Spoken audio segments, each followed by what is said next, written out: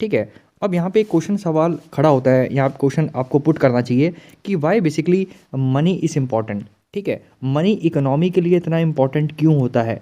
Because ultimately जितने भी आपकी ट्रांजैक्शंस हैं, जितना भी ट्रेड है, जितने भी आपके ट्रांजैक्शंस हैं, वो सारे कैसे पॉसिबल हो पाते हैं? That only possible with the help of money, that is only possible with the help of money.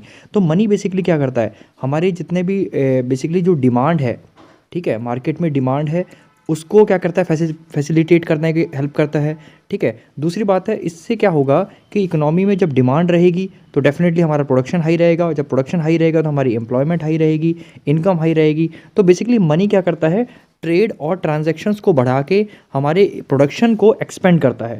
ठीक है, ट्रेड क्योंकि इंक्रीज़ होगा, जितना लोग खरीदेंगे, जितना लोग बेचेंगे, बेसिकली हमारा उससे ट्रेड बढ़ेगा, उससे उससे प्रोडक्शन इंक्रीज़ होगा, प्रोडक्शन से इनकम इंक्रीज़ होगी, इनकम से एम्प्लॉयमेंट इंक्रीज़ होगी, एम्प्लॉयमेंट से फिर हमारा, आपको पता है, देश आगे जाएगा। So there are so many multiple uses okay of the money, right. And money की इंपॉर्टेंस इसलिए इकोनॉमी में बहुत बहुत ज़्यादा है। So that's why we are going to study the money. और यहाँ पे money it is very comprehensive, it is not a simple thing. यहाँ पे आपको काफ़ी नई चीज़ें पढ़ने को मिलेंगी। ठीक है, okay, it is not a very simple thing, right. चलिए तो स्टार्ट करते हैं with the introduction. So money is regarded as one of the greatest inventions of the mankind. आपको पता है, जैसे कि फायर एक बहुत बड़ी इन्वेंशन थी, व्हील एक इन्वेंशन थी, ऐसे ही मनी एक बहुत बड़ी इन्वेंशन है।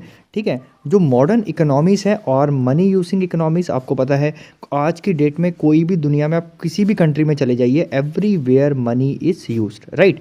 सो these economies are based on the specialisation and division of labour, obviously बात है। ठीक है, which necessitate the exchange of goods and services. आपको पता है कि यहाँ पे अब डिवीजन ऑफ लेबर हो चुका है, right.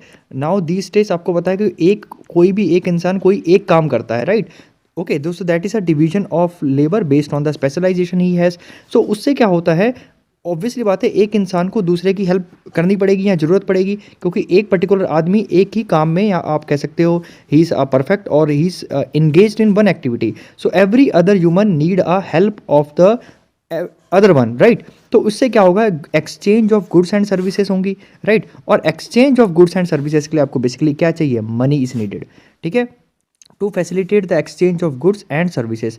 So money is the generated. अब मनी किससे जनरेट होता है? It is generated by the central bank. ध्यान रखिएगा, हमारे देश में सेंट्रल बैंक कौन सा है? That is RBI, okay, reserve bank of India, clear. And it is also helped by the commercial banks of India. जितने भी कमर्शियल बैंक्स हैं, हमारे PNB हो गया, SBI हो गया, ICICI हो गया, सरकारी प्राइवेट भी होते हैं, सरकारी भी हैं। ठीक है, so there are many commercial banks which are helping RBI to basically help the flow of money. ठीक है, flow of money very very important. देखिए, RBI जरूर उसे प्रिंट करता है, उसे मिंट करता है, इशू करता है, लेकिन एक्चुअली में फ्लो ऑफ मनी कौन हेल्प करता है? कमर्शियल बैंक्स करते हैं या बैंकिंग। तो यहाँ से आप कह सकते हो कि मनी जो है, या आप कह सकते हो money it is very very important for the banking sector as well. मतलब बैंकिंग सेक्टर भी कहीं ना कहीं आपके इस चैप्टर से रिलेटेड है, इसलिए बेसिकली आपको इस चैप्टर के बाद बैंकिंग सेक्टर पढ़ाया जाता है, बैंकिंग चैप्टर। ठीक है, so next that is a barter system of exchange, right. अब जब पहले मनी नहीं था तो तब भी ट्रेड होता था, ऐसी बात नहीं है, ट्रेड तो सदियों से चला आ रहा है। तो फिर कैसे पॉसिबल हो पाता था? तब बेसिकली ये होता था, बार्टर सिस्टम होता था। बार्टर सिस्टम मतलब जिसे CC इकोनॉमी भी बोला जाता है। ठीक है, other words it is commodity for commodity economy. मतलब कोई दो इंसान है, अगर इस इंसान को इसका कोई कॉमोडिटी चाहिए और इस इंसान को अगर इसका कोई कॉमोडिटी चाहिए, तो बेसिकली दे एक्सचेंज कर लेते थे आपस में, राइट। और ऐसे ट्रेड पॉसिबल हो पाता था। लेकिन इसके अब ड्रॉबैक्स बहुत ज़्यादा थे, आपको पता ही है अब कितने ड्रॉबैक्स होंगे, राइट। अब इससे एक प्रॉब्लम क्या आएगी? सबसे बड़ी प्रॉब्लम ये आएगी इससे कि आपका क्या होगा, जो ट्रेड है वो बहुत लिमिटेड होगा, राइट। ट्रेड बहुत लिमिटेड होगा, इकोनॉमी डेवलप नहीं करेगी। तो ये दिक्कतें थी इसमें। ठीक है, आगे इसमें और डीपली पढ़ लेंगे इसके ड्रॉबैक्स बेसिकली, लेकिन आपको मैंने एक नट शेल में बता दिया बार्टर सिस्टम क्या है। तो यहाँ पे एक सबसे पहले इंपॉर्टेंट क्वेश्चन आपका आ सकता है एग्जाम में कि बार्टर सिस्टम की डेफिनेशन क्या आती है। So what is barter system? Barter system is refers to a system of exchange where goods and services are exchange directly for the other goods and services, right. मतलब goods for goods change हो सकते हैं या goods for services, कैसे भी, मतलब basically यहाँ पे मनी को कंसीडर नहीं करेंगे या मनी का यहाँ पे कोई मतलब नहीं रहता। ठीक है, जैसे मैं आपको एग्जांपल बताऊंगा, कई स्टेट्स में लाइक पंजाब, आप कह सकते हैं यूपी या बिहार, मैनी स्टेट्स में क्या होता है कि ठीक है, मान लीजिए दो फैमिलीज हैं और दोनों के दो छोटे छोटे खेत हैं, राइट। तो ये फैमिली क्या करती है, हार्वेस्टिंग के टाइम इनकी हेल्प करती है, राइट। ओके, तो ये दोनों फैमिली मिलके फिर इसमें काम करेंगी, फिर जब इनकी बारी आएगी तो ये दोनों फैमिली मिलके इनके खेत पे काम करेंगी। ऐसा होगा क्या, इनका जो लेबर कॉस्ट है वो सेव हो जाएगा, राइट। तो ये कह सकते हैं एक छोटा सा एक एग्जाम्पल है जो अभी भी कई इंडिया में कई जगह पे एग्जिस्ट करता है। So that is a part of a barter system, right. लेकिन ओवरऑल अब बार्टर सिस्टम नहीं है। चलिए नेक्स्ट है, that is a very very important, यहाँ से शॉर्ट कमिंग्स आप पढ़ लीजिएगा। What are the shortcomings of the barter system, right, कि बार्टर सिस्टम की शॉर्ट कमिंग्स क्या है। तो सबसे पहले है lack of double coincidence of wants. Lack of double coincidence of wants मतलब होता है कि when the two person may not desire to purchase each other goods. ठीक है, मान लीजिए मार्केट में बहुत सारे लोग मिलते हैं, राइट। अब हो सकता है कि ये पॉसिबल चांसेस है कि इसको इसका गुड नहीं चाहिए, इसको इसका गुड नहीं चाहिए, इसको इसका गुड नहीं चाहिए, उसको इसका गुड नहीं चाहिए। तो एक्चुअली दो ढूंढ पाना बहुत मुश्किल है, ठीक है। कोइंसिडेंस होना बहुत मुश्किल है कि जिसको उसका सामान चाहिए और उसको उसका सामान चाहिए। तो that is very very a great problem which is called the lack of double coincidence of wants, right. Next है that is a lack of any common unit in the terms of which a value and goods can be measured. जैसे पता है कि एक आपका money भी एक तरह का यूनिट है जिसमें हम मेजर करते हैं, जैसे हम केजी हो गया, right. We also measure in meter, centimeter, वो सब आपने मैथमेटिक्स में बचपन में पढ़ा ही होगा। ऐसे ही मनी क्या है, एक तरह का यूनिट है, राइट। इट इज़ ऐसा यूनिट एक तरह का कह सकते हैं, अगर जैसे आप फिजिक्स में पढ़ते थे। कितना ज़्यादा इंपॉर्टेंट है, क्योंकि मनी क्या है, बेसिकली कोई भी गुड्स है, सर्विसेज है, आप किसको किस में डिफाइन करते हैं, ultimately you define in the money terms, right. आप मार्केट में जाते हैं तो आप क्या पूछते हैं, उसके गुड का प्राइस पूछते हैं, तो वो क्या है, मनी ही, मनी से तो पे करेंगे उसको, राइट। इसलिए it is a common unit and it is a common unit, ध्यान रखिएगा। ओके, हर कंट्री का एक कॉमन यूनिट होता है। इंडिया का जैसे INR है, इंडियन रुपीस, राइट, ये उसका साइन है। ऐसे ही US में डॉलर्स है, everywhere they are different, right. चलिए next third is problem of exchange when person has a large. अब ऑब्वियसली बात है, जब किसी के पास लार्ज गुड है और इंडिविजुअल गुड है, ठीक है, तो उसको बेसिकली छोटी कमोडिटी से कैसे एक्सचेंज करेंगे, ये एक सवाल खड़ा होता है, राइट। नेक्स्ट है लैक ऑफ रिलायबल मेथड। एक रिलायबल मेथड नहीं है। आज की डेट में आपके पास 1 करोड़ है तो आप आराम से बैंक में सेव कर सकते हैं, राइट। अपने घर पे मत रखिएगा, किसी दिन का बाई चांस रेड पड़ गई तो ऑब्वियसली बात है कि इट विल बी कैप्चर्ड, ठीक है। इसलिए आपको पता है कि दैट्स वाई जो गवर्नमेंट है वो जो सेविंग है वो बैंकिंग में, बेसिकली बैंक्स में क्या करती है, एनकरेज करती है। तो आपने रिसेंट कुछ टाइम में देखा होगा कि जो जनधन योजना थी, राइट, जिसमें क्या थी, बहुत ज़्यादा अकाउंट्स खोले गए थे, राइट, अकाउंट खोले गए थे लोगों के। तो बेसिकली वो था क्या कि लोग जो है अपनी सेविंग अपने घर पे ना रख के क्या करें, बैंकों में जमा करें। और बैंक क्या करता है, बेसिकली फ्लो ऑफ मनी में हेल्प करता है, ठीक है। और फ्लो ऑफ मनी आपको पता है कितना ज़्यादा इंपॉर्टेंट है डिमांड को ऊपर ले जाने के लिए। क्लियर हो गया, ठीक है। So everything is related actually. Next है that is a fifth one, difficulty of entering into contract. आप कॉन्ट्रैक्ट में नहीं आ सकते अगर इस सिस्टम में। आप क्या बोलेंगे कि मैं आपको 50 भैंस दूंगा या 30 गाय दूंगा, ठीक है। तो it is very very difficult actually. तो लेकिन मनी के टर्म्स में आप इजीली कॉन्ट्रैक्ट में आ सकते हैं, है ना। मनी में आप आराम से कह सकते हैं कि हाँ, मैं आपको फ्यूचर में क्या है, आप मुझे अभी इस समय LED दे दीजिए या मुझे फ़ोन दे दीजिए, मैं I will pay you after 3 months, whatever may be. तो एक कॉन्ट्रैक्ट में आना बहुत ईजी होता है। Next that is a limited degree of specialization of division of labour. यहाँ पे ऑब्वियसली बात है कि वहाँ पे स्पेशलाइजेशन और डिवीजन ऑफ लेबर नहीं होगा, क्योंकि सबको फिर अल्टीमेटली बहुत ज़्यादा काम करने पड़ेंगे। वो कोशिश करेंगे लोग कि हम ये भी प्रोड्यूस कर लें, ये भी प्रोड्यूस कर लें, ठीक है, ताकि जो है, क्योंकि एक्सचेंज में बहुत दिक्कत आ रही है, क्योंकि आपको कोइंसिडेंस बड़ा मुश्किल होता है ना कि उस इंसान को ढूंढना। तो लोग क्या करते हैं, फिर स्पेशलाइजेशन नहीं रहती, लोग फिर एक तरह का पर्टिकुलर काम नहीं करेंगे। तो उससे क्या होगा कि एक डिवीजन ऑफ लेबर भी नहीं रहेगी, ठीक है। तो इसमें से कोई भी आपको जो 2-3 पॉइंट्स है आप इसको पढ़ लीजिएगा, आपको समझ में आ जाएंगे। ओके, नेक्स्ट है that is the meaning of money. Very very important, meaning of money. अब यहाँ पे आपका 1 नंबर या 2 नंबर जितने का भी क्वेश्चन है, बेसिकली आपको एक डेफिनेशन याद रखनी है मीनिंग की, ठीक है। मतलब डेफिनेशन क्या होती है मनी की। तो बहुत ज़्यादा इकोनॉमिस्ट है, कई जानों ने कोई दूसरी मतलब दी, या वॉकर हैं यहाँ पे, कैंट भी हैं एक, ठीक है, पढ़ेंगे आप इसी में बेसिकली। सो एक क्रॉथर हैं। So there are so many who has given the different definitions of money. लेकिन यहाँ पे आपको ध्यान रखिएगा, ये बेस्ट सूटेबल जो डेफिनेशन है that is anything that is generally acceptable. मतलब जो जनरली एक्सेप्टेबल होता है, मीन्स ऑफ एक्सचेंज होता है, मतलब आप इसे एक्सचेंज करते हैं, आप उसे गुड ले सकते हैं और उसे पैसे दे सकते हैं। At the same time it act as a measure and store of value. ध्यान रखना कि वो मेजर भी करता है और एक आप स्टोर भी कर सकते हो उसको, ठीक है। So this is a proper definition of money, right. और इसको और डीपली पढ़ना है तो आप पढ़ सकते हैं। सो यहाँ पे और भी आपको मिल जाएंगे, कोल बाय कोल की मिल जाएगी यहाँ पे, ठीक है, कैंट की भी मिल जाएगी, लेकिन आपको ध्यान रखना है you have to basically remember this, the Crowther जो है उसकी डेफिनेशन आपको ध्यान में रखनी है। Anything that is generally acceptable means of exchange at the same time act as a measure and store of value. तो एज इट इज़ आप याद कर सकते हैं इफ़ यू वांट, राइट। चलिए नेक्स्ट है that is a kinds of money, very very important. Okay, money के भी काइंड्स होते हैं, तो बेसिकली इसे दो कैटेगरीज में डिवाइड किया जाता है। एक होता है आपका करेंसी और आपके plus notes, sorry currency and coins, ठीक है, और दूसरा है आपका basically deposit money. Deposit money, ये जो डिपॉजिट मनी है बेसिकली जो आपका पैसा है जो बैंकों में है, ठीक है, उसे बोलते हैं डिपॉजिट मनी। और ये करेंसी और नोट जो आपके पास होते हैं जो बेसिकली सर्कुलेट होते हैं इकोनॉमी में। सो बेसिकली दो तरह की ये कैटेगरीज होती है मनी की, ठीक है। यहाँ पे लिखा भी है, in the modern economy the quantity of money in existence consist of currency coins, paper currency component and the deposit money component, ठीक है। डिपॉजिट मनी कॉम्पोनेंट है, मैंने ऑलरेडी बता दिया, जो बैंकों के पास आपका पैसा रहेगा, तो बेसिकली ये बैंकों के पास रहता है। और ये जो पैसा है आपका द करेंसी कॉइन्स हैं, ये बेसिकली सर्कुलेट होता है इकोनॉमी में, आपकी जेब में भी इस समय होगा, राइट। तो coins refers to the metallic money. अब जो कॉइन्स को मेटेलिक मनी भी बोला जाता है, ऑब्वियसली बात है क्योंकि मेटल से बना होता है। Examples of coins are, India में से 1, 2, 5 एंड 10 रुपीज़ कॉइन्स यहाँ पे मिंट किए जाते हैं कोई स्पेशल ओकेजन पे। ऐसे कई बार 100 रुपीज़ का भी आपको स्पेशली कुछ ही लिमिटेड जो है आरबीआई उसे जो प्रिंट करती है कुछ स्पेशल ओकेजन्स के लिए ही, ठीक है। लेकिन जो जर्नल आपके हैं 1, 2, 5 and 10, okay, coins are the token money. इसे टोकन मनी बोला जाता है, ध्यान रखिएगा, token money. Coins token money होते हैं। टोकन मनी का मतलब होता है कि token money is the money the face value of which is more than the intrinsic और मेटेलिक वैल्यू। मैं इसका एग्जांपल से समझाता हूँ। जैसे कि आपको पता है 1 रुपये का एक सिक्का होता है, राइट, 1 रुपये का सिक्का होता है। इसको बनने में आपके लगे होंगे, अगर मान लेते हैं 80 पैसे लगे हैं, ठीक है, 80 पैसे लगे हैं, तो इसकी क्या है, इसकी जो फेस वैल्यू है वो ज़्यादा है इसकी बेसिकली मेटेलिक वैल्यू से। मेटेलिक वैल्यू क्या है, उसका कॉस्ट ऑफ प्रोडक्शन ही है बेसिकली। तो ये होती है हमारी token of money, token money. Token money मतलब होता है जिसकी फेस वैल्यू आपकी ज़्यादा होती है इंट्रिंसिक या मेटेलिक वैल्यू से। क्लियर हो गई मेरी बात, सिंपल है।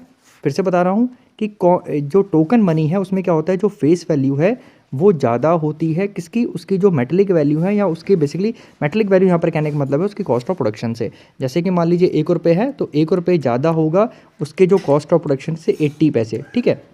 So this is called the basically token money. अच्छा, तो आप बोलेंगे सर फिर ये टोकन मनी यहाँ कहने का मतलब क्या है। देखिए कई बार ऐसा भी होता है, कई जगह पे ऐसा भी होता है, जो कॉइन होता है ना, कॉइन होते हैं, मान लीजिए 1 रुपये का कॉइन है कहीं पे, तो उसकी वैल्यू कई बार कॉस्ट ऑफ प्रोडक्शन 1.5 रुपये होता है। हाँ जी, 1.5 रुपये होता है। ऐसा क्यों किया जाता है, ताकि इसके नकली ना बनाए जाए, क्योंकि अगर इसका कोई नकली बनाना भी चाहेगा तो उसका 1.5 रुपये उसको बनाने में उसके लग जाएंगे, ठीक है, तो उसको उल्टा नुकसान ही है, ठीक है। उस फॉर्म को बोलते हैं स्टैंडर्ड मनी, ठीक है, that is called I think standard money, ठीक है। एक बार आप देख सकते हैं, I am sure that is called standard money. लेकिन आपको यहाँ पे ध्यान रखना है कि टोकन मनी क्या होता है। टोकन मनी आप ध्यान में रखिए कि टोकन मनी जिसमें क्या होती है, फेस वैल्यू क्या होती है, ज़्यादा होती है उसकी मेटेलिक वैल्यू से या कॉस्ट ऑफ प्रोडक्शन से। So token coins are these days are usually made of chief metals like nickel, copper, bronze, ठीक है। तो ये इतना इंपॉर्टेंट नहीं है पढ़ने के लिए, आपको बेसिकली उसका पता होना चाहिए टोकन मनी होता क्या है। नेक्स्ट है करेंसी नोट्स, आपको पता ही है, these are the currency note, okay, everyone has seen the currency notes, I hope, ठीक है, आई होप क्या सबका देखे ही होंगे, clear. So currency notes are very very important these days in the economy, because जो अल्टीमेटली जो transaction है ज़्यादा से ज़्यादा किस में होते हैं, आपके करेंसी नोट्स में होते हैं। जैसे एग्जांपल है 5, 10, 50, 100, 500 एंड 2000, ठीक है। 1000 का आपको ऑलरेडी पता है नोट बंद कर दिया गया है। So in India virtually all the paper money in circulation consist of the notes issued by the RBI which is a central bank of India. आपको पता है जितने भी नोट्स हैं वो कौन इशू करता है, आरबीआई ही करता है। आप कोई भी मतलब घर पे छापना मत शुरू कर दीजिएगा, आपको पुलिस पकड़ लेगी, that is illegal, okay. So currency notes have a very small intrinsic value of their own. Obviously बात है, अगर मान लो 100 रुपये का नोट है, उसकी वैल्यू तो 100 रुपीज़ है, लेकिन उसका जो कॉस्ट ऑफ प्रोडक्शन है हार्डली क्या होगा, 5 रुपीज़ होगा, है ना, क्योंकि जब लार्ज स्केल पे प्रोड्यूस करेंगे तो कॉस्ट ऑफ प्रोडक्शन आपका क्या है, बहुत ही कम हो जाता है। तो that's it's a very small intrinsic value होती है इसकी, सो इनिशियली इस central bank issued a currency was fully convertible into gold. देखो पहले क्या होता था कि जो सेंट्रल बैंक थी ना, जो भी करेंसी छापती थी उसे वो कन्वर्ट कर सकते थे आप इजीली गोल्ड में, मतलब उतनी फॉर्म में जितनी करेंसी छापती उतनी फॉर्म में गोल्ड रखा जाता था। It was there for called the convertible money, इसलिए उसको कन्वर्टिबल मनी बोला जाता है। तो यहाँ पे एक और क्वेश्चन आ सकता है कि what is convertible money. Very simple, central bank issued a currency that was fully convertible into gold, so it was known as convertible money. So convertible paper money refers to the currency note which can be converted into the standard gold और silver coin. तो आपको पता है कभी भी जो gold है और सिल्वर है that place a very very important role, ठीक है। जो आरबीआई है या कोई भी बैंकों में आपके जो बेसिकली रिजर्व्स हैं किस फॉर्म में रखे जाते हैं, या तो गोल्ड में रखे जाते हैं, सिल्वर में रखे जाते हैं, या फॉरेन करेंसी में रखे जाते हैं बेसिकली, ठीक है, जैसे डॉलर्स हो गए। तो ऐसे ही पहले क्या होता था कि जो कन्वर्टिबल मनी होता था उसमें क्या होता है कि आप क्या है उसे गोल्ड में कन्वर्ट कर सकते थे, क्योंकि उस अमाउंट का गोल्ड है जितने का नोट छप रहे हैं उसको रखा जाता था, ठीक है। So money refers to the currency note which can be converted into standard gold और silver coins, but after the world war first almost all the countries of the world abandoned the, क्योंकि इसके लिए आपको पता है कितना ज़्यादा gold रखना पड़ेगा। अब गोल्ड इतना ज़्यादा कहाँ से लाएं, है ना, गोल्ड है ही नहीं, तो उतना गोल्ड रख के आपको करेंसी छापनी है अब उसको कन्वर्ट करने के लिए, राइट। तो इट वॉज वेरी डिफिकल्ट। उससे क्या होगा, ट्रेड भी हैम्पर होगा, क्योंकि करेंसी आपको ज़्यादा चाहिए तभी तो डिमांड बढ़ेगी, है ना। So from now time onwards paper money became the inconvertible. So अब now there is no any requirement since there is no compulsion for central bank for the exchange of gold. अभी कोई ऐसा कोई compulsion नहीं है, आप कल के दिन ये नहीं कह सकते 10,000 रुपये आके अब आप आरबीआई को मुझे इतना गोल्ड दे दो, है ना। तो आप सिंपली मार्केट से उतना गोल्ड खरीद सकते हैं उससे, लेकिन आपको कोई ये कंपल्शन नहीं है कि सेंट्रल बैंक से कोई बोले कि हमें उसका गोल्ड हमें वापस चाहिए उसका, ठीक है, क्योंकि ये हमारे गोल्ड की वैल्यू के बराबर है, राइट। तो nobody can say that. लेकिन एक रूल है, आपको बता दूं कि 115 करोड़ जो है का जो बेसिकली गोल्ड या सिल्वर की फॉर्म में जो आरबीआई रखता है, ठीक है, टोटल 200 करोड़ होता है, जिसमें 115 करोड़ आई थिंक गोल्ड या सिल्वर की फॉर्म में उन्हें रखना पड़ता है।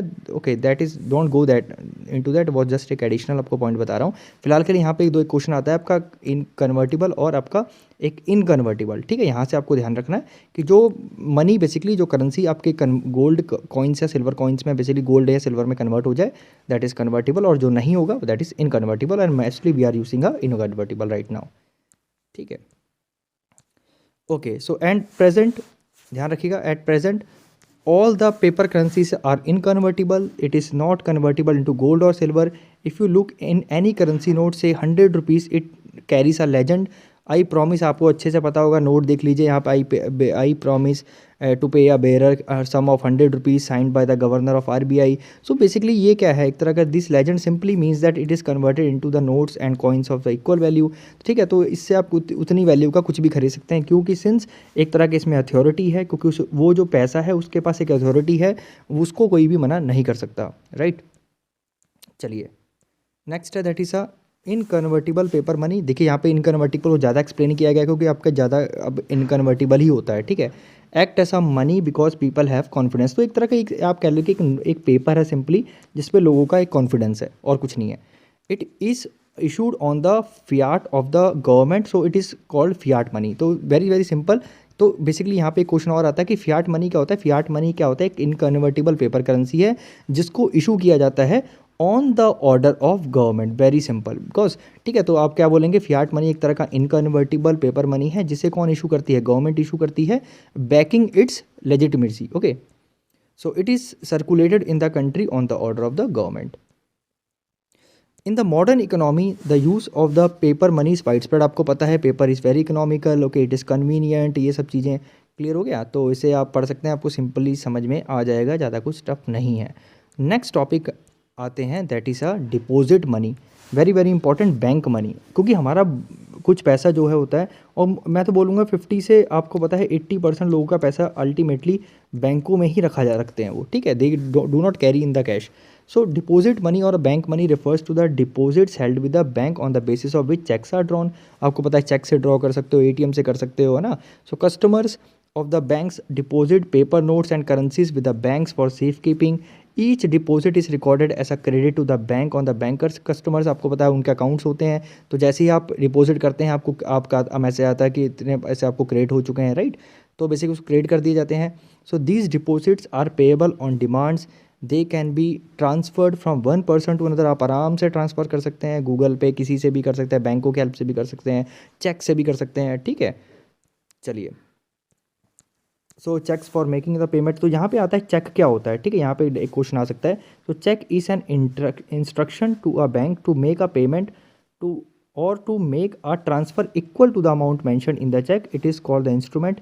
बेसिकली एक तरह का इंस्ट्रूमेंट होता है जिसमें क्या करते हैं, आप अपने मनी ट्रांसफ़र करते हो अपने अकाउंट से किसी दूसरे को। बेसिकली क्या करते हो, आप एक तरह का इंस्ट्रक्शन देते हो बैंक को कि भैया मेरे अकाउंट से इतना पैसा निकाल के उस बंदे को दे दे जिसके मैंने मेंशन किया है। क्लियर हो गया? चलिए, ठीक है। सो ये एक चेक का आप देख सकते हैं, सैंपल है, आप रियलिटी में भी देख सकते हैं। तो इसके ऊपर कई बार क्वेश्चन आ जाते हैं, ठीक है। जैसे इसमें क्या क्या, एक तो डेट मेंशन होती है, इसमें अमाउंट मेंशन होता है, ठीक है। आपके इसमें नंबर्स में भी मेंशन होता है, फिर इन वर्ड्स भी होता है, फिर अमाउंट होता है, उसका साइन होता है यहाँ पे, ठीक है। तो ऑल दिस थिंग एक तरह का यहाँ पे सीरियल नंबर भी होता है। तो ये कुछ चीज़ें होती हैं जो आपको पता होनी चाहिए, सिंपल सी। कई बार क्वेश्चन आ जाते हैं लेकिन इतना है नहीं इंपॉर्टेंट, लेकिन सेंस आपको पता होना चाहिए। So it is useful to remember one point important distinction between the currency and the deposit money. Coins currency are the legal tender. ध्यान रखिएगा, लीगल टेंडर है, ओके। लीगल टेंडर क्या मतलब होता है कि एक तरह का ये लीगल है, okay. Nobody can refuse this. So they have a legal sanction or the backing of the government. So they serve a money on the fiat order of the government. So being a legal tender means that individual is bound to accept it. Very simple कि legal tender का सिर्फ यही मतलब होता है कि जो पैसा फियाट मनी है, बेसिकली जो फियाट मनी है, जो इनकन्वर्टिबल फियाट मनी है, जो करेंसी है, जो गवर्नमेंट ने इशू की है, वो लीगल है, उसे कोई भी मना नहीं कर सकता। In the exchange for the goods and services. मान लीजिए कि आप जा रहे हैं, नागालैंड जा रहे हैं, पंजाब जा रहे हैं, इंडिया के कोई भी कोने में चले जाइए, कोई इंडियन करेंसी लेने से मना नहीं कर सकता। कोई यह नहीं कह सकता कि मुझे यूएस डॉलर चाहिए, right, because it is illegal. अगर आपकी इंडिया में कहीं भी शॉप है तो आपको इंडियन करेंसी में डील करना ही पड़ेगा, ठीक है। So it cannot be refuse in the settlement of payment in any kind. ध्यान रखिए, लीगल है। So this is not true of checkable bank deposits, this are not legal tender. Versus जो cheques है वो लीगल टेंडर नहीं है। A person can legally refuse to accept the payment. अब मान लो कई बार ऐसा होता है कि आप बोलोगे सर चेक में, कई बार कहते हैं कि आप शॉपकीपर के पास जाते हो, राइट, तो आप बोलोगे शॉपकीपर को सर मैं कैश नहीं, मेरे पास चेक रख लो, तो चेक मना कर सकता है, ध्यान रखना, वो लीगल टेंडर नहीं है। लेकिन करेंसी वो मना नहीं कर सकता। क्लियर? ठीक है, तो ये पता होना चाहिए, it's very simple. So a person can legally refuse or accept payment through a cheques. He can assist on the payment in cash. लेकिन वो असिस्ट कर सकता है, ध्यान रखिए, पेमेंट इन कैश, लेकिन वो कैश को रिफ्यूज़ नहीं कर सकता। He can legally refuse the payment through cheque, cheque को रिफ्यूज़ कर सकता है। This is because there is no guarantee that cheque will be honoured by bank. आपको पता है उसका एक प्रोसेस होता है, बैंक में जाता है, ठीक है, बैंक में बाउंस भी हो सकता है, सो बहुत सारी चीज़ें हैं। तो इस चक्कर में एक शॉपकीपर के पास राइट होती है कि वो कैश ले मांग सकता है, लेकिन कैश को मना नहीं कर सकता। So in the case of insufficient deposit with it, however the cheques are generally accepted by people. लेकिन आजकल generally it is acceptable, right, क्योंकि आपको पता है कि these days banking process is very fast and पहले होता था लेकिन अब काफ़ी ज़्यादा, अब आपको पता है चेक से भी बहुत बड़ी चीज़ हो गई है नाउ दीस डेज। आप आजकल यूपीआई पेमेंट्स आ गए हैं, virtual, okay, the basically mobile banking, all this things, so which is helping now. Even cheques are now old, ठीक है, लेकिन स्टिल आपके सिलेबस में तो आपको पढ़ना पड़ेगा ये सब चीज़ें। सो legal tender money may be limited और मे बी अनलिमिटेड। अब लीगल टेंडर भी क्या होती है, लिमिटेड होती है, एक होती है लिमिटेड लीगल टेंडर। देखिए, लिमिटेड लीगल टेंडर का मतलब क्या होता है, देखिए, लिमिटेड लीगल टेंडर का मतलब होता है कि एक सर्टेन लेवल तक। अब आप ऐसे नहीं हो कि 5 रुपये के सिक्के आपके पास 1 करोड़ हैं, मान लो 1 करोड़ रुपीज़ है 5 रुपये के सिक्कों में। आप कल के दिन ये नहीं कह सकते किसी कार वाले को कि भैया मैं तो 5 रुपये के सिक्के ही दूंगा, मेरे पास 1 करोड़ है, तुम गिनते रहो बैठ के। वो मना कर सकता है क्योंकि वो क्या है, अनलिमिटेड लीगल टेंडर है। ध्यान रखिएगा, लीगल टेंडर भी दो तरह के होते हैं, एक होता है आपका, एक लिमिटेड होता है, एक अनलिमिटेड होता है। तो अनलिमिटेड ऑब्वियसली बात है, करेंसी हो गया, करेंसी तो आपका अनलिमिटेड हो गया, राइट। लेकिन जो आपके लिमिटेड हैं, जैसे आपके, आप कह सकते हो कि कुछ कॉइन्स हो गए, ठीक है। So the maximum limit is set by the government under the statue in India. Coins of the small denomination नेमली 5, 10, 25 पैसे, तो 25 पैसे तो है ही नहीं, ठीक है। तो basically are legal tender money. तो देख लीजिए यहाँ पे बात की गई है कि 5, 10, 20, 25 पैसे, ध्यान रखना कि 5, 10, 20 और 25 पैसे बेसिकली वो आप अप टू 25 रुपीज़ ही उनको दे सकते हो। लेकिन अब ये इसका पढ़ने का कोई भी मतलब नहीं रह जाता क्योंकि ये ऑलरेडी बंद हो चुके हैं। आपको पता है ऑलमोस्ट सब कुछ 1 रुपये का ही आता है, ठीक है। सो आप कह सकते हो अब देखा जाए तो ऑलमोस्ट अब क्या है, इंडिया में अनलिमिटेड लीगल टेंडर ही है, ठीक है। On the other hand the money which a person है is to accept without any maximum limit in our country currency note of all denomination and coins of 50 paisa and higher denomination are unlimited legal tender money. तो आप कह सकते हो कहीं ना कहीं अब इस समय इंडिया में सब कुछ ही अनलिमिटेड लीगल टेंडर मनी है, कोई भी लिमिटेड लीगल टेंडर मनी नहीं है क्योंकि ऑलरेडी अब ये चीज़ बंद हो चुकी है। क्लियर। 50 पैसे थे, 50 पैसे भी इवन हमारा अनलिमिटेड था, वो भी बंद हो गया है। तो आप कह सकते हो कि now in the currency there is in the India there is exist only unlimited legal tender. ठीक है, क्लियर हो गया, right. Okay, next that is very very important, will cover in the next video. I hope यहाँ तक आपको clear समझ में आ गया होगा, ठीक है। तो मैंने आई एम सॉरी, मैंने यहाँ पे 5 रुपये बोल दिया था, ठीक है, 5 पैसे बोलना था एक्चुअली। तो 5 पैसे का जैसे मान लो, अगर मान लो चलते भी होते 5 पैसे, तो 5 पैसे अगर आप ये नहीं कह सकते थे आप 1 करोड़ मतलब सिक्के लेगा तो कि भैया इतनी पेमेंट मैं करूँगा आपकी, मतलब इतने लाखों रुपए मैं आपकी 5 पैसे से करूँगा। अगर मान लो चलते भी होते, उस केस में आप नहीं कर सकते थे क्योंकि वो एक लिमिटेड लीगल टेंडर होता। लेकिन अब वो उसको पढ़ने का कोई मतलब ही नहीं रह गया क्योंकि अब सिंस ये चीज़ बंद ही हो गई है, ठीक है। इवन 50 पैसा है वो भी लिमिटेड अनलिमिटेड लीगल टेंडर है, लेकिन ये भी बंद हो गया है। तो आप कह सकते हो इस समय अब सब कुछ ही क्या है, आपका अनलिमिटेड लीगल टेंडर मनी है। So nobody can refuse your if you have the any coins or currency up to any limit. So I hope आपको सारी चीज़ें समझ में आई होंगी। So thank you so much, God bless you. Distance over to overcome the difficulties of barter system. आपको पता है कि बार्टर सिस्टम्स में बहुत ज़्यादा डिफिकल्टीज थी, तो बेसिकली उसको ओवरकम करने के लिए यहाँ पे मनी को लाया गया। So by performing the various functions in the economy, money has solve the difficulties of the barter and made the functioning of a economy easier and better. तो आपको पता है कि जो मनी ने कितना ईजिली स्मूथली फंक्शन किया इकोनॉमी में, राइट। उससे क्या होगा, हमारी जो इकोनॉमी है बहुत ईजी और बेटर वे में फंक्शन कर रही है। In fact we have defined money in the term of its function. तो बेसिकली यहाँ पे मनी को हमने डिफाइन किया है उसके फंक्शंस के हिसाब से, राइट। तो यहाँ पे 3 तरह के बेसिकली आपको फंक्शंस देखने को मिलते हैं इकोनॉमी में, that is a primary function, secondary function and contingent function. तो यहाँ से आपका क्वेश्चन आ सकता है कि explain the primary function, explain the secondary function and explain the contingent function. और इन तीनों में से डेफिनेटली आपको एक देखने को मिलेगा एग्जाम में, ठीक है, राइट। ये तीनों भी पूछ सकते हैं, लेकिन 3 जब आते थे तो 6 मार्क्स के लिए आते थे, but since now the question I think its maximum marks for 4 marks. So I think कि आपका पर्टिकुलरली कोई 2 पूछ सकता है, राइट, या कोई 1 भी पूछ सकता है आपसे। क्लियर। तो अगर कोई 1 आता है तो जितने भी अगर इसके 3 है, अगर 3 इसके राइट इसके फंक्शन है तो तीनों लिखने पड़ेंगे, राइट। अगर सेकेंडरी में अगर 4 है तो try to mention 4, right. And in the contingent also if there are more than 4 तो at least you have to represent the 4 in the exam. चलिए, सो सबसे पहला है that is a primary function. तो वर्ड से पता लग रहा है कि इसका प्राइमरी मेन मकसद क्या था, राइट। सबसे पहला मकसद क्या था, मनी को इंट्रोड्यूस करने के लिए। So in this category these functions are included of money which are fundamental and essential. मतलब जो बेसिक फंक्शन होता है मनी के, इसमें बेसिकली प्राइमरी फंक्शन में वो इंक्लूड कर दिया जाएगा। So these functions must be performed by money in every economic under the all circumstances. कि ये तो बिल्कुल होगा ही होगा, कोई भी इकोनॉमी में ये जो फंक्शन है मनी का बेसिकली फॉलो होगा ही होगा, right.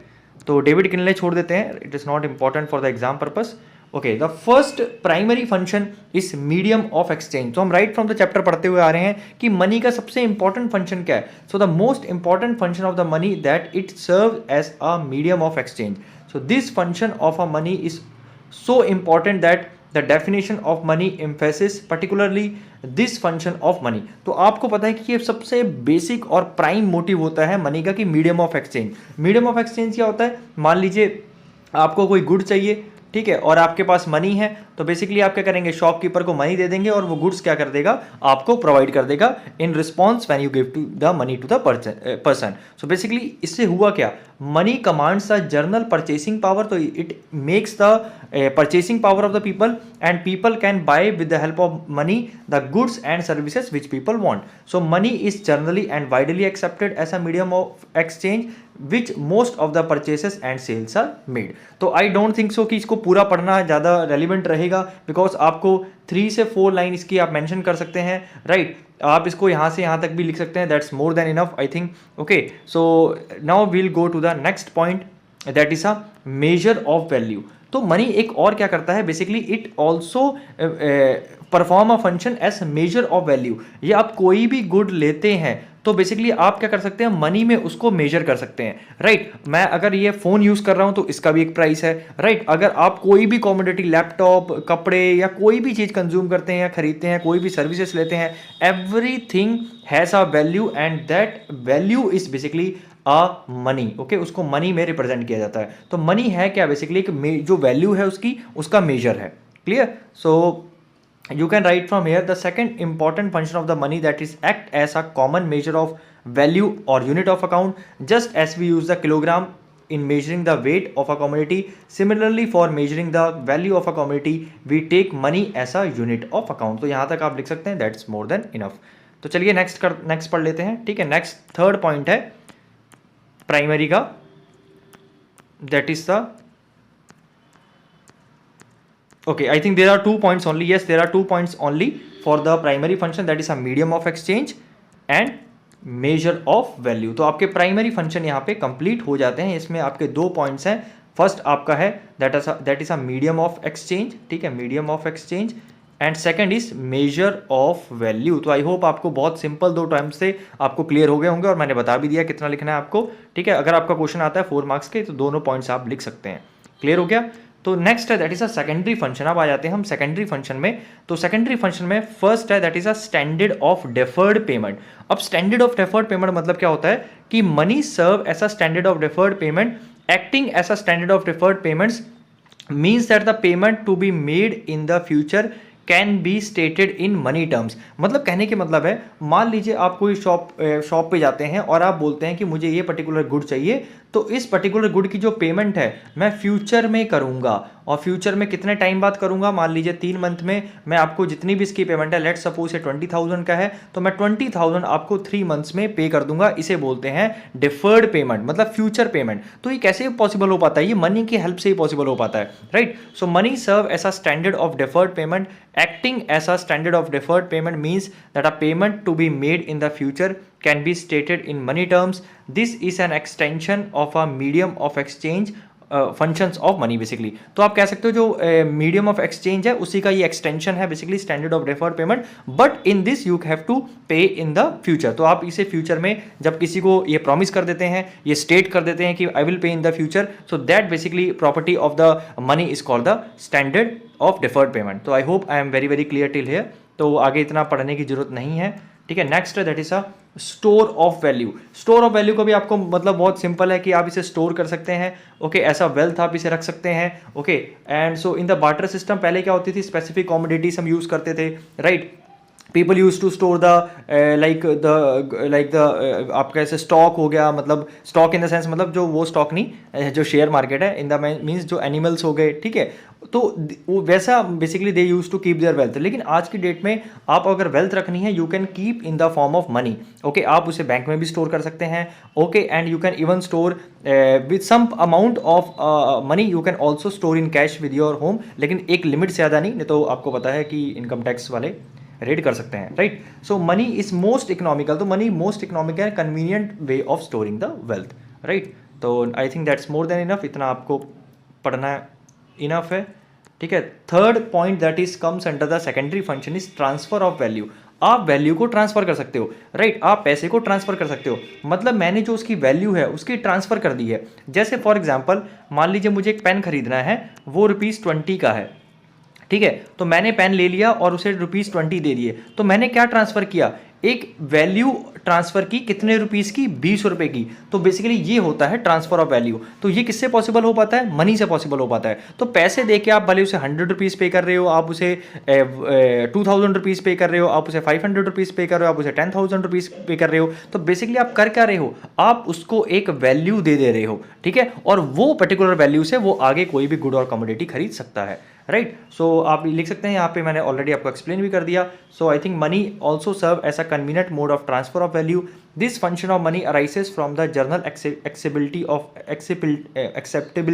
Of money as a medium of exchange. ठीक है, तो यहाँ तक आप लिख सकते हैं, दैट्स मोर देन इनफ। इसका एक एग्जाम्पल दे रखा है, when we buy a pen for ₹20 from a shopkeeper, we here buy transfer the value to the shopkeeper by paying him ₹20। तो 20 रुपये दे के आप उसको बेसिकली, जो अगर आप 20 रुपये की कोई चीज़ खरीद रहे हैं पेन, तो बेसिकली आप उसे दे कर रहे हैं एक ऐसी चीज़ दे रहे हैं जिसकी बेसिकली वैल्यू क्या है, 20 रुपये दे, तो आपने बेसिकली क्या किया, ट्रांसफर कर दिया। ठीक है, पैसा। ओके, नेक्स्ट है that is a contingent function. Okay, next है that is a contingent function. Now we are going to study, right. So these are the contingent function 13.4.3। So contingent function क्या होता है, ये एक थर्ड काइंड ऑफ फंक्शंस है, एक तरह का और जो फंक्शंस है इसके एक्सटेंड कर दिए गए हैं मनी के। So contingent functions refers to a role of money in assisting various economic entities. तो यहाँ अगर एमसीक्यू आता है आपका कि कौन सा फंक्शन ऑफ मनी हेल्प करता है in assisting the various economic entities, तो आप बोलेंगे कंटिंजेंट फंक्शन। कैसे, वो आगे देखते हैं। So the main advantages, the main contingent function of money are given below. पहला है मैक्सिमाइजेशन ऑफ यूटिलिटी। आप क्या कर सकते हैं, अपनी यूटिलिटी मैक्सिमाइजेशन कर सकते हैं, right. A rational consumer wants to maximise his utility और सेटिस्फेक्शन। आपको पता है कोई भी कंज्यूमर आज की डेट में अपने आप को फुली सेटिस्फाइड देखना चाहता है, he want to maximise his utility. So while purchasing the various goods and services, तो बेसिकली वो कैसे अपनी यूटिलिटी अटेन करेगा, जब वो गुड्स और सर्विसेज क्या है, खरीदेगा। और गुड्स और सर्विसेज कैसे खरीदेगा, मनी की हेल्प से खरीदेगा। तो मनी क्या हेल्प करता है, मैक्सिमाइजेशन ऑफ यूटिलिटी अचीव करने के लिए किसी भी एक कंज्यूमर को। ठीक है, बाकी आप पढ़ सकते हैं, I think that is more than enough, यहाँ तक भी आप लिख सकते हैं। Okay, so I don't think so कि इससे ज़्यादा पढ़ने की जरूरत है आपको। नेक्स्ट है that is a employment of factor inputs. Factor inputs क्या होता है, जो भी मतलब हम फैक्टर्स यूज करते हैं, जैसे लैंड, लेबर, कैपिटल, एंटरप्रेन्योर। ठीक है, so every producer aim at maximisation of his profit. जैसा कि एक कंज्यूमर अपने आप को यूटिलिटी से मतलब मैक्सिमाइज करके अपने आप को एक स्टेबल रखना चाहता है, सेटिस्फाइड रखना चाहता है, वैसा ही एक प्रोड्यूसर भी अपने आप को कैसा प्रॉफिट से प्रॉफिट मैक्सिमाइज करके बेसिकली अपने आप को क्या रखना चाहता है, एक सेटिस्फाई रखना चाहता है। So while employing various factors of production, a profit maximization entrepreneur will equate marginal productivity that is expressed in the terms of factor and a price rate of remuneration। Basically यहाँ पे कहना क्या चाह रहा है कि जो भी प्रोड्यूसर बेसिकली चीज यूज करेगा, जो भी फैक्टर यूज करेगा, उसको किस में पे करता है, वो मनी में पे करता है। और अल्टीमेटली बाद में प्रॉफिट भी उसको किस में होता है, मनी में होता है। तो money is place a very very important role for the producer, since because he has to pay all the factor input. जितने भी फैक्टर इनपुट यूज करता है, लैंड, लेबर, कैपिटल, एंटरप्रेन्योर, उसको मनी में ही पे करता है, उसको मनी में ही उसकी रेम्युनरेशन देता है, और उसको खुद को ही बेसिकली प्रॉफिट जो है वो भी मनी में ही मिलता है। ठीक है, नेक्स्ट है that is a distribution of national income, कि हमारी जो नेशनल इनकम है उसको डिस्ट्रीब्यूट करने में हेल्प करता है। क्योंकि हमारी जितने भी गुड्स और सर्विसेज प्रोड्यूस होती हैं, बेसिकली उसको बाद में हम मनी टर्म्स में ही उसको क्या करते हैं, रिवील करते हैं, मनी टर्म्स में ही बेसिकली उसको बेचा जाता है। जितने भी प्रोडक्शन हो रहा है, ठीक है, जितनी भी चीज़ें हो रही हैं हमारी इकोनॉमी में, अल्टीमेटली वो किससे फैसिलिटेट होती है, मनी से हो रही है, right. So use of money has been facilitated the distribution of national income among the various factor of production. तो जितने भी फैक्टर्स ऑफ प्रोडक्शन होते हैं उसमें भी हमारे बेसिकली मनी ही डिस्ट्रीब्यूट होता है। जितने भी गुड्स एंड सर्विसेज होती हैं, ओके, बाद में अगर आप उसे खरीदेंगे उसमें भी आप बेसिकली आप मनी ही यूज होता है। तो अल्टीमेटली नेशनल इनकम क्या है, क्या सबकी अगर इनकम को हम ऐड कर देंगे, है ना, तो इनकम किस में डिनोट होती है, मनी में ही होती है, राइट। तो ये आपका होता है, इसलिए आपका नेशनल इनकम में भी यहाँ पे हेल्प करता है। नेक्स्ट है that is a basis of credit system, कि जितना भी क्रेडिट क्या है, आपका लोन है, ठीक है, place a crucial role in the modern credit system. So in fact commercial and the business activities are highly dependent upon the credit system. तो आपको पता है कि आपका जो क्रेडिट सिस्टम है, बैंकिंग सिस्टम है, बेसिकली वो बहुत ज़्यादा डिपेंड करता है, आपकी जो इकोनॉमी है उस पर बहुत ज़्यादा डिपेंड करती है कि how well your banking function, how well your banking sector is, how well your banking sector performs. तो बैंकिंग सेक्टर एक्चुअली में डील किस में करता है, सब मनी में ही करता है। अगर आज के डेट में आपको लोन लेना है, डिपॉजिट करना है, सब कुछ किस में हो रहा है, मनी में ही हो रहा है, ठीक है। तो अगर वहाँ पे मनी की एक्जिस्टेंस नहीं होगी तो आपके जो चेक्स है, जो बिल्स ऑफ एक्सचेंज है, ठीक है, तो वो सब भी पॉसिबल नहीं हो पाता, क्योंकि अल्टीमेटली जो चेक्स है, बिल्स ऑफ एक्सचेंज है, ये भी क्या है, एक तरह का मनी ही है, ठीक है, डिपॉजिट मनी है, it comes under deposit money. तो this is all a type of money only, ठीक है, कैश और करेंसी के अलावा। चलिए नेक्स्ट है that is your so thus it is obvious that money performs extremely in the modern economics. तो हमने सारे फंक्शंस यहाँ पे डिस्कस कर लिए, मैंने आपको बता दिए हैं कि इसमें क्या क्या पॉइंट्स आपको लिखने हैं। सो 3 तरह के फंक्शन है यहाँ पे इन्होंने इलेबोरेट अच्छा कर रखा है यहाँ with the help of flow chart. तो आप देख सकते हैं प्राइमरी में medium of exchange, major of value, secondary में ये 3 आते हैं बेसिकली, और कंटिजेंट में आपके 4 आते हैं, राइट। तो यहाँ 2 हो गए, इसके 3 हो गए, इसके 4 हो गए, तो टोटल हो गए आपके दैट इज़ 4 + 3 7, 7 + 2 9। तो आपके 9 फंक्शंस हो गए टोटल। तो अगर सिंपली क्वेश्चन आता है आपका फंक्शंस ऑफ, तो आप कोई भी लिख सकते हैं, ठीक है, आप कोई भी 4 लिख सकते हैं, and that will be more than enough for the 4 marks question, ठीक है। टोटल आपके 9 है। अगर लेकिन सिर्फ कंटिजेंट ही पूछता है तो ट्राई टू गिव ऑल 4। अगर सेकेंडरी पूछता है तो सिर्फ आपके पास 3 ही है ना। अगर सेकेंडरी आपसे पूछता है तो आपके पास 3 ही लिखने के लिए होंगे, प्राइमरी होंगे तो 2 ही होंगे। अगर सिंपल आता है फंक्शंस ऑफ मनी, इसमें पर्टिकुलर ये नहीं पूछा जाता, तो आप कोई भी 4 लिख सकते हैं एग्जाम में, ठीक है। So I hope I am very very clear till here. Importance of money देखिए वेरी सिंपल है। क्या इंपॉर्टेंस है इसकी? एक कंज्यूमर्स के लिए बहुत ज़्यादा इंपॉर्टेंस है, क्योंकि जितने भी हाउस होल्ड हैं बेसिकली वो लैंड लेबर बेसिकली अगर कैपिटल जितने भी वो चीज़ें लगाते हैं तो अल्टीमेटली उनको जो सैलरी है ओके सब कुछ पैसे में ही मिलते हैं, राइट। कंज्यूमर अगर गुड्स एंड सर्विसेज भी खरीदता है तब भी उसे पैसे में डील करता है वो। तो that's why it is very important for basically consumers, ठीक है। ये इतना इंपॉर्टेंट क्वेश्चन है नहीं, आई डोंट थिंक सो उसे इतना पढ़ना चाहिए डीपली, लेकिन आप इसे एक बार रीड कर सकते हैं कि मनी क्या करता है, हेल्प्स इन प्रोडक्शन करता है, क्योंकि जितने भी आपकी सर्विसेज होती हैं, गुड्स एंड सर्विसेज होती हैं, that are exchange with the help of money only, ठीक है, in the market. So basically that's why producers के लिए भी हेल्प करता है, प्रोडक्शन में भी हेल्प करता है, डिस्ट्रीब्यूशन में, क्योंकि अल्टीमेटली जितने भी गुड्स एंड सर्विसेज आपको रेंट, वेजेस, वो सब मनी में ही दिया जाता है, राइट। तो हम इसे ज़्यादा डीपली नहीं पढ़ेंगे। एंड सिग्निफिकेंस इन ट्रेड तो एवरी आप इसे मैक्सिमम इसके 3 पॉइंट्स कर लीजिएगा। तो आई डोंट थिंक सो कि इतना इंपॉर्टेंट क्वेश्चन है, इसे आप अपने आप भी लिख सकते हैं, राइट। नेक्स्ट है that is a components of money, supply of money. Will come to the very very important supply of money, very very important, ठीक है। इसमें आपका basically according to the syllabus है कि आपको सिर्फ डेफिनेशन पढ़नी है M0, M1, M2, M3 और M4 की। तो सिर्फ आपको इसकी मैं डेफिनेशंस बताऊंगा, इसके फॉर्मूलेस बताऊंगा, बस आपको वही पढ़ना है, वही आपके इसके सिलेबस में है, ठीक है। तो सीधा हम M1 पे आते हैं, ठीक है। यहाँ पे ध्यान रखना है आपको, ये पढ़ना है, ठीक है, यहाँ पे ये पढ़ना है, ये आप चाहे तो छोड़ भी सकते हैं, that's not important. So basically आपको यहाँ से पढ़ना है measure of money supply in India, ठीक है, measures of money supply in India, clear. तो यहाँ से आपको पढ़ना है, ये है M1, M0 आगे है तो M0 ही पढ़ लेंगे। सबसे पहले आपको M1 ध्यान रखना है कि M1 क्या होता है। बेसिकली यहाँ पे क्वेश्चन है कि ये चीज़ें हैं क्या। ये बेसिकली सप्लाई ऑफ मनी है हमारी, कि जितनी भी करेंसी हमारे इकोनॉमी में रेगुलेट कर रही है, मतलब सर्कुलेट कर रही है, उसको हम हिस्सों में डिवाइड कर दिया है हमने, M0, M1, M2, M3, M4। तो अगर आप इसे नेट पे गूगल करेंगे ना कि अब इस समय M1 की कितनी वैल्यू है, तो आपको एक अमाउंट दिखाएगा कितने लाख करोड़ इस समय M1 है, इतने लाख करोड़ M0 है, इतने M2 है, इतना M3 है, M4 है। तो बेसिकली जितना भी मनी सर्कुलेट कर रहा है विच is called the supply of money, उसको हमने 5 हिस्सों में डिवाइड कर दिया है कि एक M0 होता है, एक M1 होता है, एक M2 होता है, एक M3 होता है, एक M4 होता है, राइट। बस आप इतना समझ लीजिए। अब इसके आपके डेफिनेशंस पढ़नी है, डेफिनेशंस क्या, इसके फॉर्मूले देखने हैं आपको, ठीक है। तो आपको एग्जाम में आएगा कि राइट द एक्सप्लेन, या 3 मार्क्स के लिए 4 मार्क्स से जितना भी, कि आपको M1 एक्सप्लेन करिए, M2 एक्सप्लेन करिए। तो बेसिकली आपको ये सिर्फ लिखना पड़ेगा, ठीक है। तो M1 होता क्या है? M1 सिंपली क्या होता है? Currency notes and coins with the public. जो हम लोगों के पास नोट्स और कॉइन्स पड़े हैं वो इंक्लूड होता है इसमें। Demand deposit of a people, मतलब जो लोगों का पैसा बैंकों में है with the commercial bank demand, okay, that is called the basically DD, right.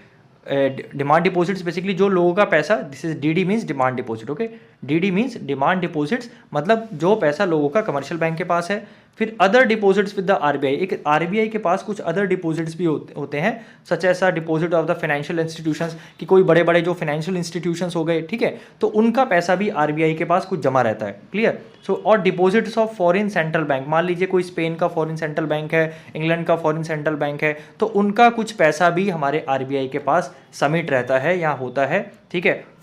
किसी फॉरेन गवर्नमेंट का, किसी इंटरनेशनल फाइनेंशियल इंस्टीट्यूशन का, जैसे हो गया आपका IMF, ठीक है, आपका हो गया IBRD, तो ये सारे जितने भी इंटरनेशनल ऑर्गेनाइजेशन है, WHO, इनका पैसा जो मान लीजिए इंडिया को हेल्प करने के लिए वो दे रहे हैं, किसी भी चीज़ को, प्रॉब्लम को ओवरटेक करने के लिए, हेल्प करने के लिए, तो बेसिकली वो पैसा अल्टीमेटली जाएगा कहाँ? सबसे पहले वो जाएगा RBI के पास, और वो किसके अंडर होगा? M1 के अंडर होगा, ठीक है। तो बेसिकली M1 क्या है? एक तरह का मनी सप्लाई है, एक तरह का फॉर्म ऑफ मनी सप्लाई है, ठीक है, जिसमें क्या आता है? करेंसी आती है, करेंसी आती है, करेंसी नोट्स आते हैं, कॉइन्स आते हैं, जिसको C से शो किया जाता है। तो अगर इसे हम ऐसे लिख दें, M1 equal to C plus DD plus OD, ठीक है, ये सिंपल मेथड हो गया। तो ऐसे आपको लिखना पड़ेगा, आपको पहले ऐसे लिखना पड़ेगा, फिर लिखना पड़ेगा कि M1 में C क्या होता है, M1 में C क्या होता है? This is a currency notes, basically ये जो लिखना, ऐसे लिखना पड़ेगा आपको, ठीक है, करेंसी नोट्स, ठीक है, करेंसी नोट्स प्लस कॉइन्स जो हम लोगों के पास है। तो जो C है मतलब ये है करेंसी नोट्स और कॉइन जो हम लोगों के पास है। डिमांड डिपॉजिट मतलब जो लोगों का पैसा कमर्शियल बैंक के पास है, जो SBI हो गया, स्टेट बैंक ऑफ इंडिया हो गया, ठीक है, then sorry State Bank of India and SBI एक ही बात है, PNB हो गया, जितने भी बैंक्स है बेसिकली, सरकारी, commercial banks, private commercial banks, जो हम लोगों का पैसा बैंकों के पास है, that will represent with DD। और OD क्या है?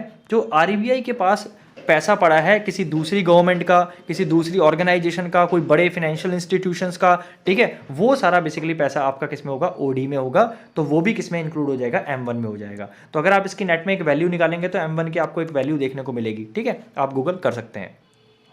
तो बेसिकली इसको याद कैसे रखेंगे आप? M1 equal to C plus DD plus OD, ठीक है, तो OD DD C, okay, OD DD C, इसे बाद में ऐसे लिख सकते हैं C plus DD plus OD, okay.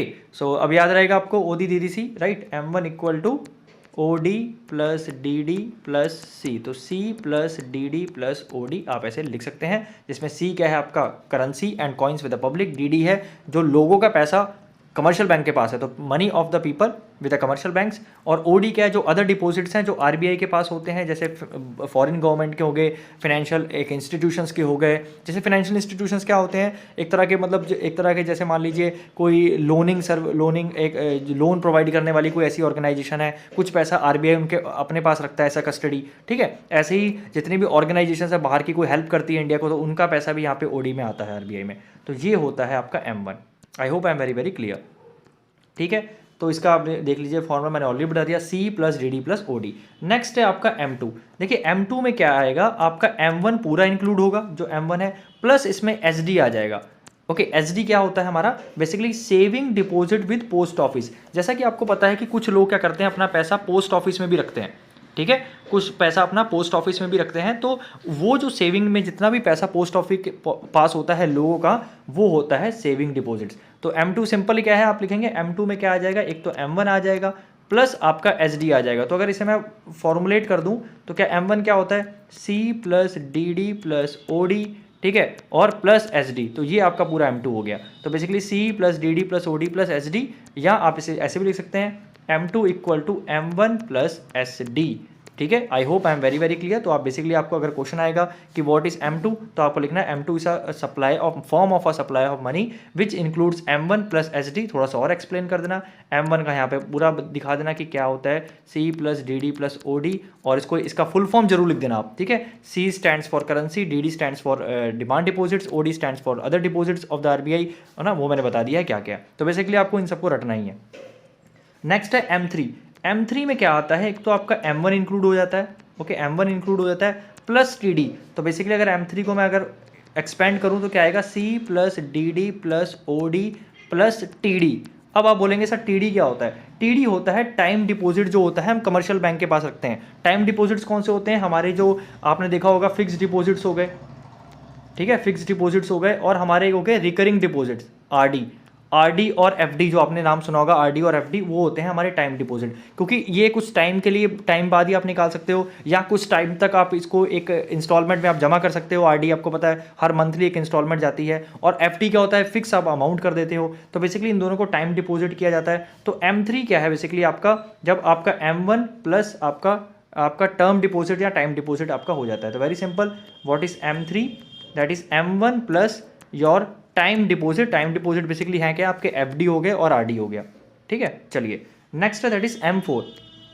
M4 क्या होता है आपका? M3 plus TDP। अब TDP क्या होता है देख लेते हैं, व्हाट इज TDP?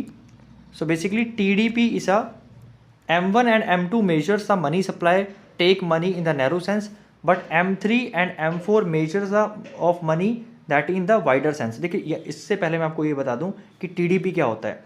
देखिए TDP होता है आपका एक तरह के ऐसे टोटल डिपॉजिट्स होते हैं जो post office saving organisation including the national saving certificates, एक तरह का basically TDP is a TDP is a एक तरह का टोटल डिपॉजिट्स होता है पोस्ट ऑफिस के पास, जिसपे हम एक्सक्लूड कर देते हैं नेशनल सेविंग सर्टिफिकेट्स को. ठीक है, नेशनल सेविंग सर्टिफिकेट को NSC को इंक्लूड कर देते हैं. तो आप कह सकते हैं बेसिकली M4 क्या होता है आपका, एक तो M3 होता है प्लस आपका total deposits with post office, जितना भी टोटल डिपॉजिट्स है पोस्ट ऑफिस के पास वो ऐड कर देंगे और इसमें से माइनस क्या करेंगे हम, बेसिकली नेशनल सेविंग सर्टिफिकेट. एक तरह के ये भी एक तरह की आप क्या कह सकते हो, लोगों की एक तरह का पैसा जमा होता है इसमें, राइट. नेशनल सेविंग सर्टिफिकेट एक तरह का एक तरह की स्कीम है जिसमें क्या है, लोगों का पैसा जमा किया जाता है. इसमें हम क्या करते हैं, जितना भी पैसा पोस्ट ऑफिस के पास है उसमें से माइनस कर देते हैं हम NSC को, बेसिकली जो पैसा पब्लिक का है, क्लियर, उसमें से माइनस NSC, तो हमारा क्या आ जाएगा, M4 आ जाएगा. और उसको जब M3 के साथ ऐड कर देंगे तो हमारा M4 आ जाएगा. तो very simple, what is M4, that is M3 plus TDP. ठीक है, तो M3 आपको पता है क्या होता है, M3 M1 प्लस TD. तो आपको इस सारे ही ऐसे याद रखने हैं, यही इंपॉर्टेंट है. तो 4 मार्क्स का आपको पक्का क्वेश्चन आएगा कि explain M1, M2, M3, M4. Basically ध्यान रखना ये सप्लाई ऑफ मनी है इन इंडिया. ठीक है, in India supply of money है इन इंडिया. तो ये आपको बहुत ज़्यादा ध्यान में रखना है. अब एक लास्ट में टॉपिक है, दैट इज M0. ठीक है, M0 वो भी पढ़ लेते हैं. ये आपका है M0. M1, M2, M3, M4 हो गया है. Now last is this is your M0. M0 क्या होता है, करेंसी इन द सर्कुलेशन, जितनी भी करेंसी समय सर्कुलेशन में है, plus currency deposits of the commercial bank. ठीक है, जितना भी करेंसी डिपॉजिट्स कमर्शियल बैंक का पड़ा हुआ है विद RBI. ठीक है, और other deposits with the RBI. Basically आपको ध्यान रखना है कि M0 क्या है, एक तो जितना भी पैसा सर्कुलेट कर रहा है इकोनॉमी में इस समय. ठीक है, दूसरी बात है currency deposits with commercial bank of the commercial bank with RBI. आपको पता है कि जितने भी कमर्शियल बैंक्स हैं, whether we talk about PNB, SBI, ICICI, उनका कुछ पैसा भी RBI के पास रहता है. तो वो पैसा आपका किस में आता है, M0 में आता है. मैं फिर से बता रहा हूँ, सबसे पहले आपका करेंसी इन सर्कुलेशन, दूसरा कमर्शियल बैंक का पैसा जो RBI के पास डिपॉजिट रहता है एज अ कस्टडी. ठीक है, उसको बोलते हैं हम basically deposits of commercial bank with RBI. Clear. और तीसरी चीज आती है जो कि अदर डिपॉजिट मैंने ऑलरेडी आपको M1 में बता दिया है अदर डिपॉजिट क्या होता है. तो सिंपली जो सर्कुलेशन में जो मनी है, money in circulation, currency in circulation basically, plus currency of the currency deposits of commercial banks with RBI, short form में लिख रहा हूँ. ठीक है, basically second point. Third is other deposit, जितने भी RBI के अदर डिपॉजिट्स हैं, ठीक है, वो सारे इंक्लूड हो जाएंगे, तब हमारा क्या बन जाएगा, M0 बन जाएगा. फिर से बता रहा हूँ, M0 का ये फॉर्मूला होता है वेरी वेरी इंपॉर्टेंट, और इसी को क्या बोला जाता है, हाई पावर्ड मनी बोला जाता है बेसिकली. ठीक है, M0 is also called the high powered money. Okay, यहाँ पे देख सकते हैं. So overall supply of money very very important. ये डेफिनेशन बहुत जरूर आप रट के जाइएगा, ये डेफिनेटली आपका आएगा. The overall supply of money in the economy is ultimately depend on the amount of central bank. ठीक है, central bank money issued by the central bank. So the central bank money is sometime called the high powered money or the monetary base. very very important कि कोई भी जो पैसा है, central bank का जो पैसा है, बेसिकली सेंट्रल बैंक का जो पैसा है RBI के पास, जो RBI जिसे बेसिकली प्रिंट करती है या इशू करती है, उसे बोलते हैं हम हाई पावर्ड मनी, और इसे क्या बोलते हैं, मॉनेटरी बेस. Very simple. ठीक है, तो इसकी डेफिनेशन है the central bank money, central bank का जो पैसा है, ओके, RBI का जो पैसा है, इसे बोलते हैं हम हाई पावर्ड मनी और the monetary base. So I hope I am very very clear till here. ठीक है, ओके, इसके बारे में थोड़ा और पढ़ लेते हैं कि it consist of a currency, A currency notes and coins by the public and the deposit held by the bank as reserves with the central bank. The part of currency held by a public forms a part of money supply. The currency in the bank vaults and deposits with the central bank are used as a reserves backing the people's deposits as the banks. Okay, so the basically ये आप और आपको deeply समझ में आ जाएगा जब हम banking पढ़ेंगे. तो फिलहाल के लिए आप इतना ध्यान रखिए कि हाई पावर्ड मनी क्या होता है, इसकी डेफिनेशन आप जरूर कर लीजिएगा. The term monetary base reflects the fact that the overall money supplied ultimately depends on the monetary base. The amount of money issued by the central bank. तो ये क्वेश्चन आ सकता है कि मॉनेटरी बेस क्या होता है, सिंपली वो पैसा जो आरबीआई इशू करता है, दैट्स इट। ठीक है, so the monetary base is refer to the high powered money. तो मॉनेटरी बेस को हाई पावर्ड मनी बोला जाता है because the monetary base has the multiplied effect on the money supplied. Okay, because ये एक multiplied effect होता है हमारे मनी सप्लाई पे। The term high powered reflects the fact that a increase in the central bank currency leads to more than one for more increase in the overall money supply and is therefore high powered money. You will study इस fact that high powered money in the next chapter. तो आप इसे next chapter में ज़्यादा अच्छे से समझेंगे।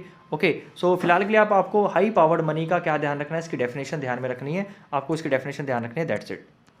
अब थोड़ा सा इन्फ्लेशन है, इन्फ्लेशन में इस बार आपका बोला गया है कि सिर्फ इसकी डेफिनेशन ही है। तो सबसे पहले इसकी डेफिनेशन पढ़ लेते हैं। वेरी सिंपल, इन्फ्लेशन क्या होती है कि एक होती है इंक्रीज इन द जर्नल, जो जर्नल प्राइस लेवल है उसको जब इंक्रीज हो जाता है हमारी इकोनॉमी में, that is called the inflation. ठीक है, ओके, ध्यान रखिएगा ये इन्फ्लेशन जर्नल प्राइस है। Okay, it is a increase in the overall price level, ध्यान रखिएगा ओवरऑल प्राइस लेवल है। It refers to the prices of many goods and services simultaneously. मतलब जब आपके बहुत सारे गुड्स और सर्विसेज का प्राइस एक साथ बढ़ता है, जैसे फूड हो गया, हाउसिंग हो गया, क्लोथिंग हो गया, ट्रांसपोर्टेशन हो गया, मेडिकल केयर हो गया, तो this is called basically inflation.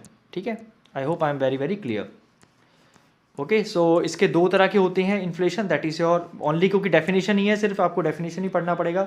एक होती है demand pull inflation. Very simple कि जब इन्फ्लेशन क्या होता है, originating from the demand forces. आपको पता है दो तरह की फोर्स होती हैं, एक एग्रीगेट डिमांड, एक एग्रीगेट सप्लाई। तो बेसिकली जब एग्रीगेट आपका डिमांड ज़्यादा हो जाता है, बहुत ज़्यादा हो जाता है आपका, ठीक है, तो इसकी वजह से बेसिकली जो प्राइसेस बढ़ते हैं, जब बहुत ज़्यादा हाई डिमांड होने की वजह से, उसे बोलते हैं डिमांड पुल इन्फ्लेशन। ठीक है, very simple. And next that is a cost pull inflation. Cost pull inflation का मतलब होता है inflation originating from the increase in the cost of production. Basically आप कह सकते हो ये कुछ ना कुछ सप्लाई साइड की वजह से है। जब इनका प्राइस, मतलब जो सप्लाई साइड वाले हैं, जितने भी प्रोड्यूसर हैं, इनको जब महंगी पड़ती हैं चीज़ें, कॉस्टली पड़ती हैं, ठीक है, क्यों कॉस्टली पड़ती हैं? क्योंकि इनका जब कॉस्ट ऑफ प्रोडक्शन हाई हो जाता है तो इनके गुड्स और जो गुड्स बनाने की जो टेंडेंसी है और गुड बनाने का जो खर्चा है वो ऊपर चले जाता है, वो कॉस्टली हो जाता है। उसकी वजह से जो इन्फ्लेशन होती है वो होती है हमारी cost pull inflation. Okay, cost pull inflation, right. तो I hope I am very very clear. So इसको भी पढ़ लेते हैं, that is a wage push inflation.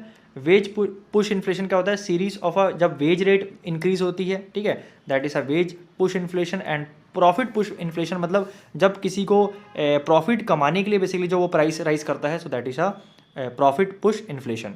Okay, so I hope I M clear with all the topics. तो basically आपको इनकी definition ही ध्यान रखनी है। डेफिनेशन भी किसकी? एक डिमांड पुल की और एक आपकी कॉस्ट पुल की। ठीक है, यही आपके दो इंपॉर्टेंट हैं, इनकी डेफिनेशंस पढ़िएगा, यही आपका सिलेबस में आएगा। That's it. ये दो डेफिनेशन और एक इन्फ्लेशन की जर्नल डेफिनेशन आप पढ़ लीजिएगा, एक ये वाली। सो आई डोंट थिंक सो इसके अलावा कुछ भी आपका पूछा जाएगा। तो मैंने यहाँ पे चैप्टर 13 पूरा यहाँ पे ख़त्म कर दिया है। सो thank you so much, please do like, subscribe, share. Thank you so much, God bless you.